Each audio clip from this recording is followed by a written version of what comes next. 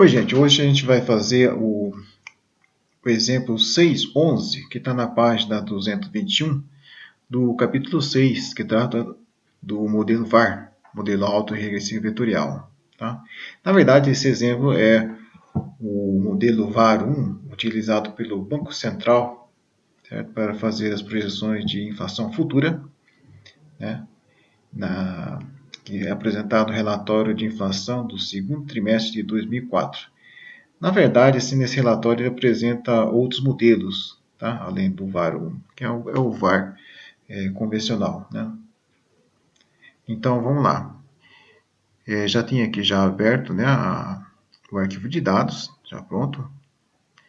E aqui eu tenho variação da taxa de juros real, né, que a gente vai utilizar, variação do câmbio nominal, inflação de preços administrados, inflação dos preços livres e as variáveis ditas exógenas, né, que é a tendência, né, a DAME para captar efeito de janeiro, fevereiro, março, abril, maio, junho, julho, agosto, setembro, outubro e novembro.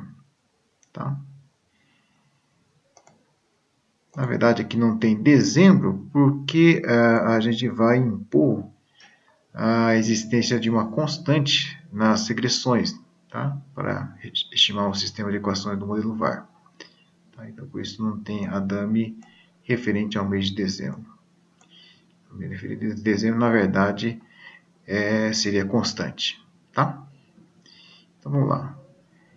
Então, primeiro, claro, considerando que aqui algumas variáveis que poderiam ter problema de estacionalidade, né, ou de raiz unitária, que é a taxa de juros ou provavelmente a taxa de câmbio, e já entra aqui na base de dados como a variação, né, o delta, tá? Tanto a taxa de juros como o câmbio nominal. Então, vamos lá, a gente vai lá em modelos, né?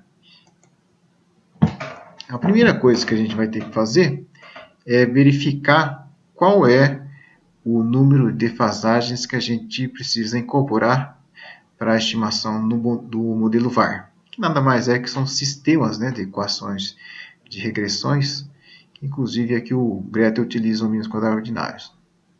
Então, vamos lá, a gente vai lá em modelo, né, depois série temporal e na sequência aqui seleção de defasagens VAR.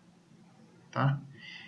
Então, aqui eu já deixei selecionado, né, a variação da taxa de juros real, a variação do câmbio nominal, o índice de preço administrado, índice de preços livres, né, com variável endógena. E aí depois, claro, aqui poderia incluir como variáveis exógenas, né, a tendência, a DAME para o mês de janeiro, a DAME para o mês de fevereiro, até a DAME para o mês de novembro. Tá? Mas o Gretel ele permite criar, né, uma variável tendência, né? Inclusive aqui então é só clicar em incluir uma tendência. E aqui também é possível criar as variáveis dummy, né, sazonais, para captar cada um dos 11 meses, né? Que aqui, na verdade, o mês de dezembro eu estou considerando a constante, né? Que aqui está, inclusive, pede para incluir a constante. Tá certo? Então, vou defasagem máxima, vou colocar ali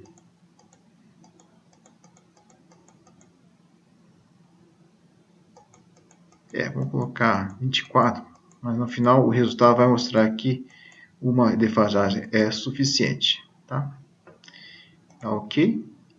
Então veja aqui que o resultado, né, ele calcula o critério de informação de Akaik, Schwartz e o Hanankin, né, e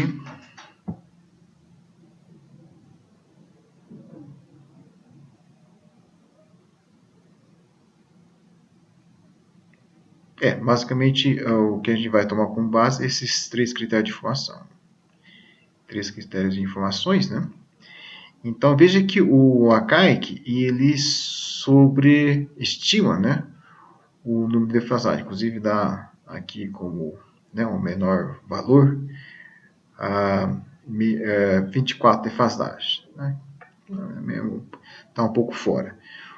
O que dá um resultado mais coerente, né, é justamente o critério de informação de Schwartz e o Hanakin, né, que eles são mais parcimoniosos, né? Eles indicam, então, portanto, uma defasagem. Tá? É o que a gente vai utilizar aí para estimar o modelo VAR.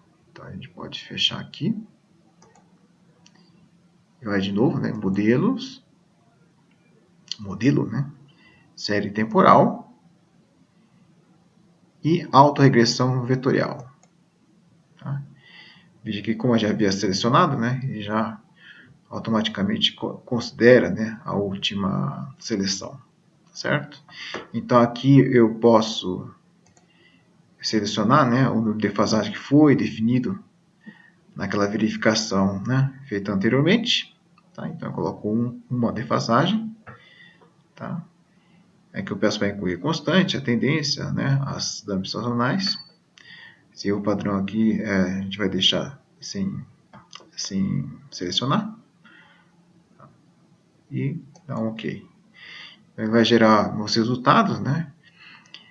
Aqui estão os critérios de informação. O teste Portmanteau, na verdade, é tipo um teste de ajuste. Apesar que, na verdade, o teste Portmanteau, ele é referido, né, de forma mais geral, para atribuído aos testes de Box-Pierce e Lee-Jung-Box, tá? Mas na literatura ele fala que esse teste Portmanteau, na verdade, é um teste de ajustamento, tá certo? Mas a gente não vai fazer nenhum tipo de análise aí. É o resultado que o Gretel ele solta automaticamente, certo? O que interessa aqui é a regressão, né? Ou melhor, as regressões. Veja que na regressão 1, a variável explicada, né, a variação da taxa de juros reais, explicado por ela mesma, né, defasada, e as defasadas da taxa de câmbio nominal, do preço administrado e preço livre. Né? Veja que é somente uma defasagem. E as variáveis exógenas, né, as dummies e a tendência. Certo? Uma coisa interessante aqui que o Gretel ele proporciona como resultado é o teste F dos coeficientes de regressão, né, associado aqui às defasagens da taxa de juros real, ou defasagem da variável de câmbio nominal, variação da taxa de câmbio nominal, das defasagens do índice de preço administrado e as defasagens do índice de preço livre. Tá? Na verdade, é defasagem, mas como foi verificado, né, o nosso modelo só tem uma defasagem. Então, na verdade, é um teste F, mas é só um coeficiente. E veja que é justamente o coeficiente da própria taxa de juros real, né, que é não significativo. Né? Aqui tem o resultado, teste F, e o valor da probabilidade. Né? Veja que para as outras variáveis defasadas, ela é significativa, né? 5%. Tá?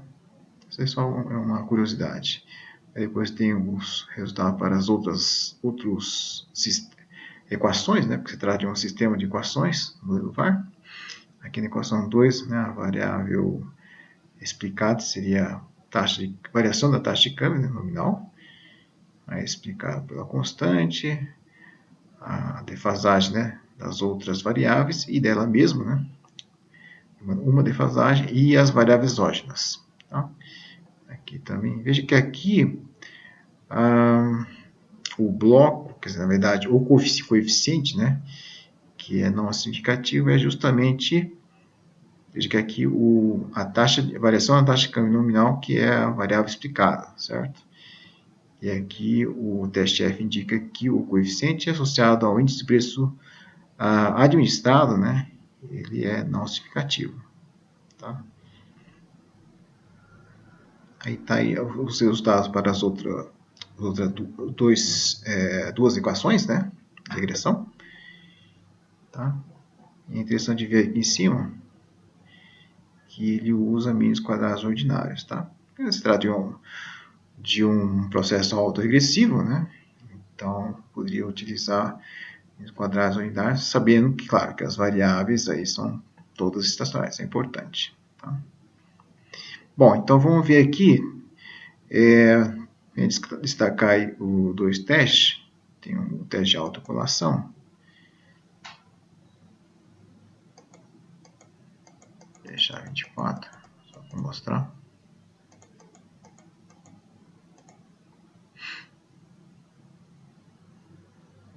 Veja que o teste de Junbox, certo? A hipótese nula é a hipótese da ausência de autocolação, tá? Veja que no caso da equação 4, será que é 0,02? Rejeitaria a hipótese nula, né? Com 5%, que já 1 não rejeitaria, tá? A equação 4 poderia ter algum tipo de, mas no conjunto, né? O todo não significativo, tá? A gente deixa assim mesmo. O outro teste, eu vou mostrar aqui, que na verdade é um teste de normalidade dos resíduos, tá? Só que aqui ele apresenta uma variação do teste de Jacques-Weber, né, que a gente está acostumado a fazer. E aqui o Greta utiliza o teste do Nick Hansen, certo? Que de acordo com o responsável do projeto do Greta, ele é mais poderoso, né, se assim pode dizer, que o teste Jacques-Weber, tá?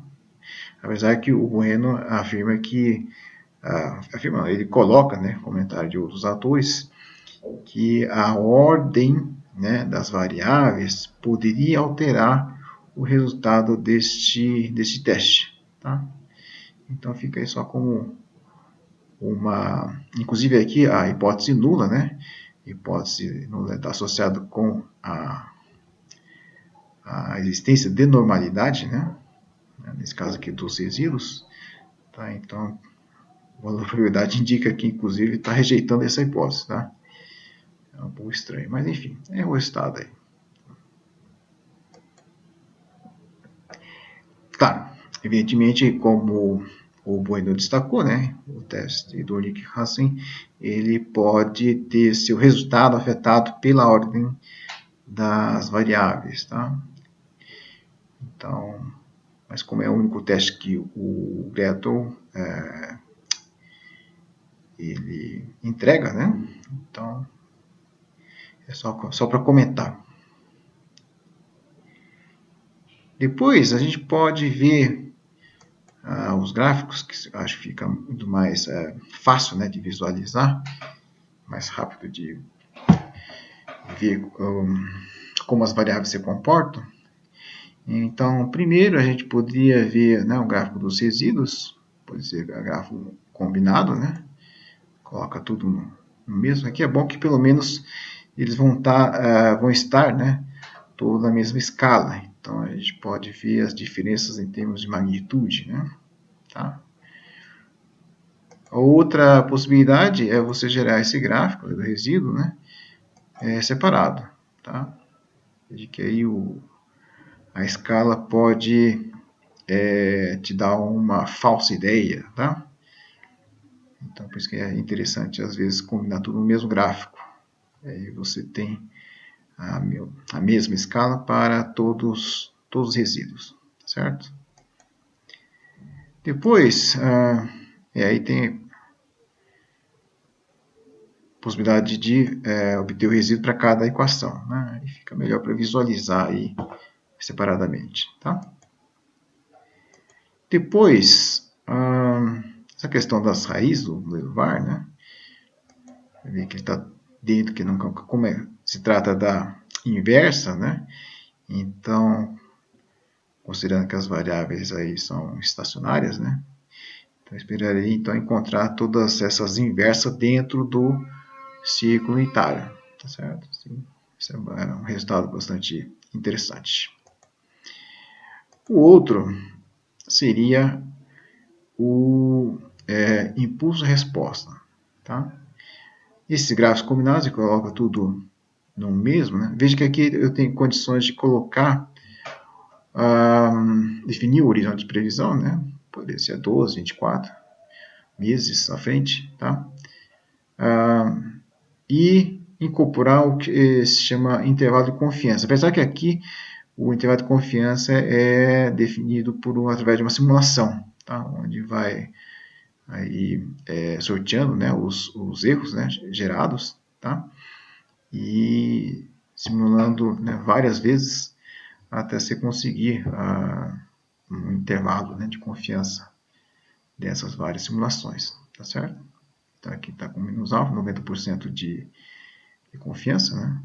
E eu defino então que o intervalo de confiança vai ser apresentado na forma de área sombreada. Tá? Veja que aqui aparece a ordenação de Cholesky.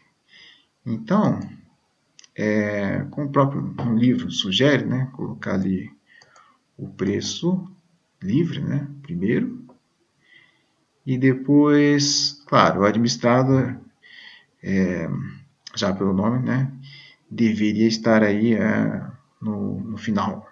Tá? Vou deixar igual o livro, então, inclusive aqui ele coloca preço administrado depois do preço livre. Vou colocar igualzinho lá do livro, né? E depois, na terceira posição, colocar taxa de câmbio. E por último, a variação da taxa de juros, né? Tá? Vamos ver o que vai acontecer aqui.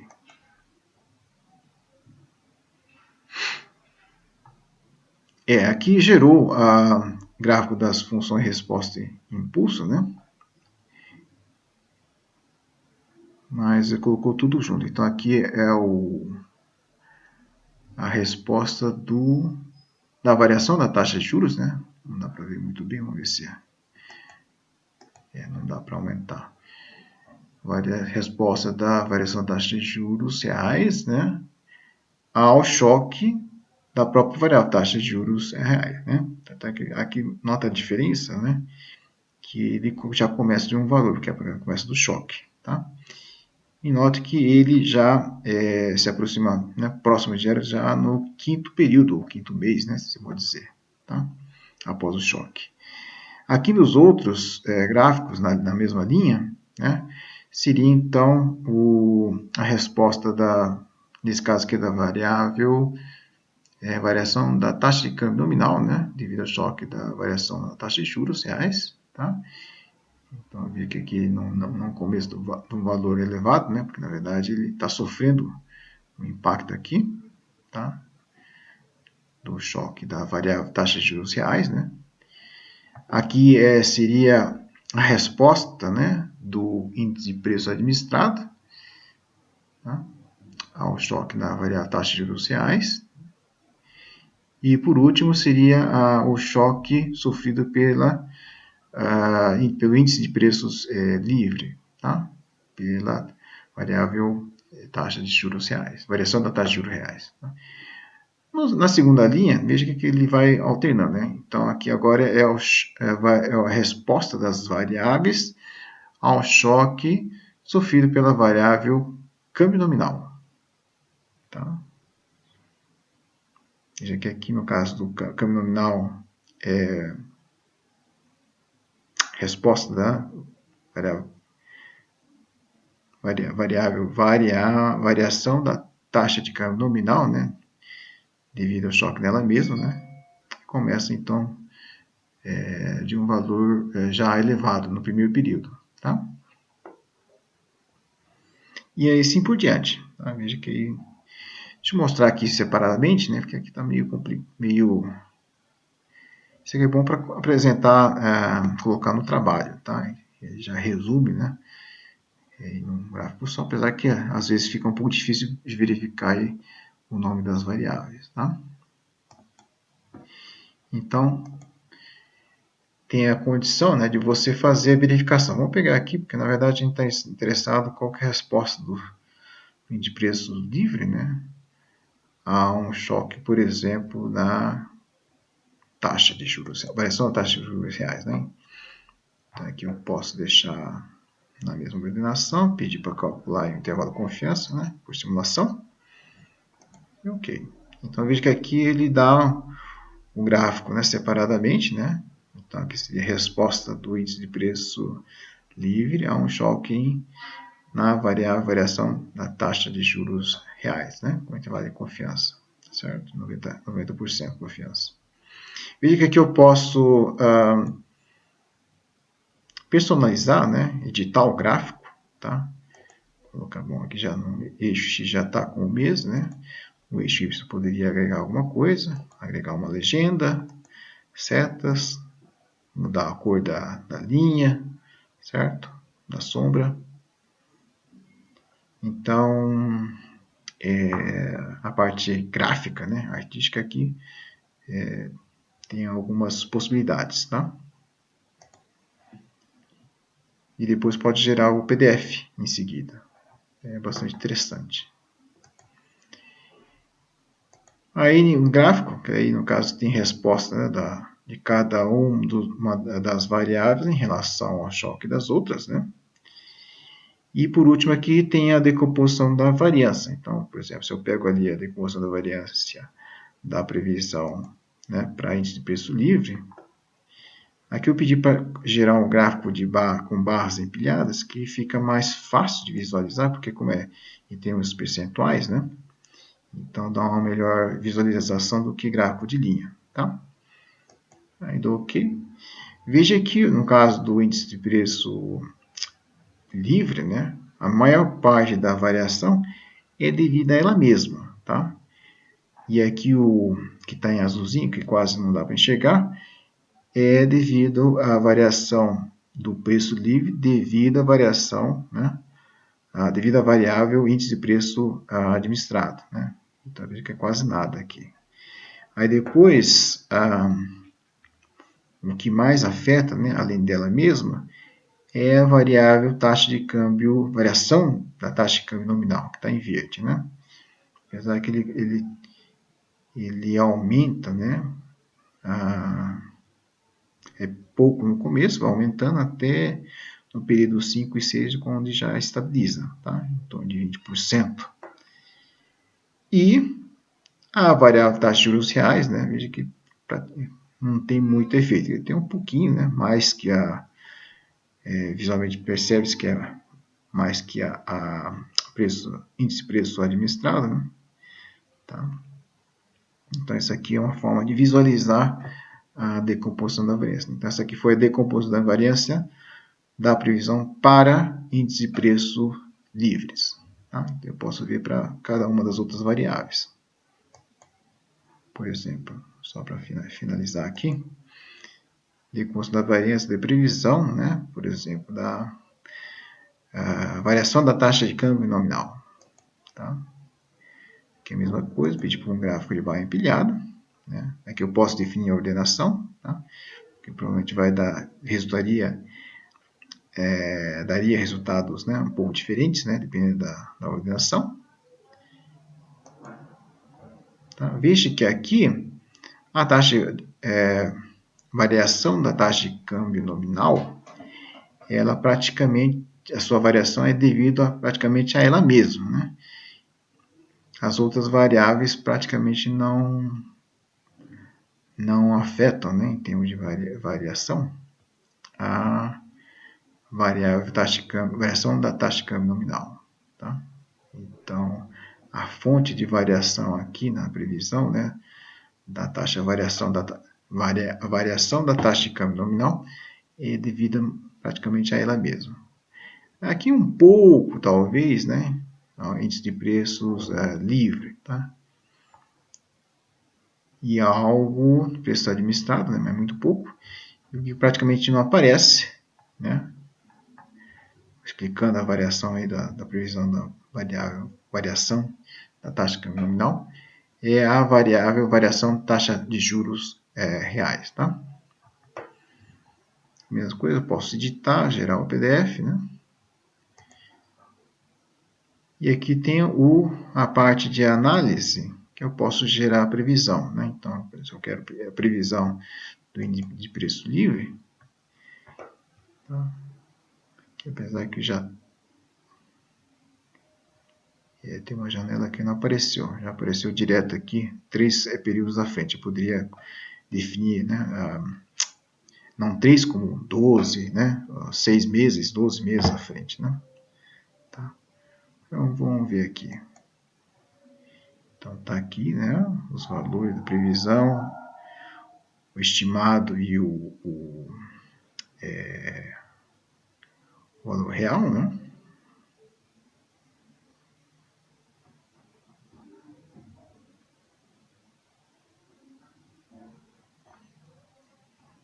Então aqui tem a previsão, né? Veja que aqui elas vão até maio de 2007 e eu pedi para obter a previsão para junho de 2007, julho de 2007 e agosto, né? Certo que, claro, como já é uma série bastante antiga, já tem os dados observados, mas enfim. E aqui então está o erro de previsão e o intervalo, tá? Aí, limite inferior e superior a 95% de probabilidade. E aqui está o gráfico, certo? Eu posso digitar o gráfico, né? Colocar a legenda, agregar uma seta, mudar a cor, certo? E em seguida gerar o PDF, tá? Inserir aí no Word.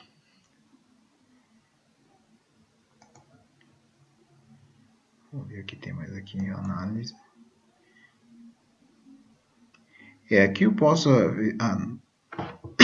analisar aí os resíduos, né? Então aqui ele gera, né, todos os resíduos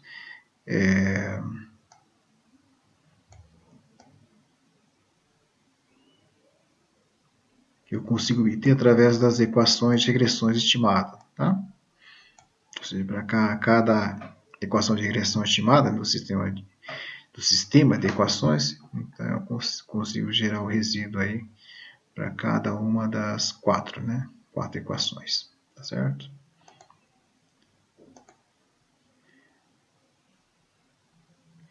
Aí depois tem a matriz variância e covariância, né?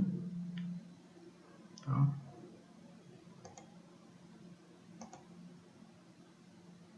Aqui o impulso e resposta, na verdade, é o que os gráficos em números, né? Então ali a parte gráfica é muito mais fácil, né, de verificar, mas você quer ver os detalhes do número, então essa parte permite então obter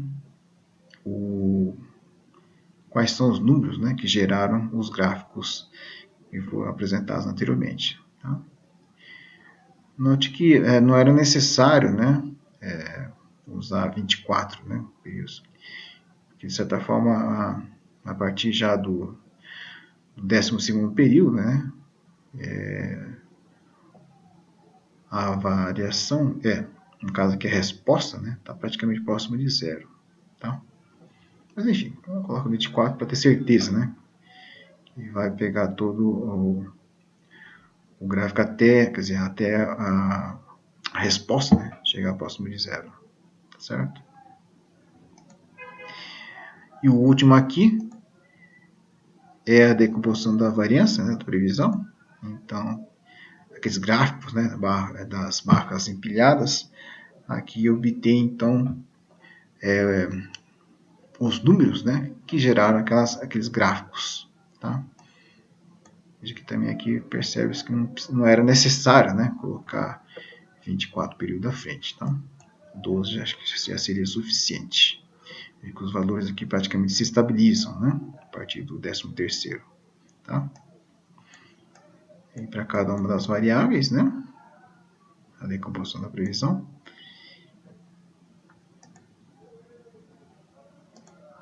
E praticamente é isso. Aqui eu tenho lá que você pode gerar o resultado, né? formato látex. Tá bom? Então, esse é o exemplo 6.11 da página 221, tá? Que é em essência é o modelo VAR1 utilizado pelo Banco Central para fazer as suas projeções de inflação futura. Ok? É isso.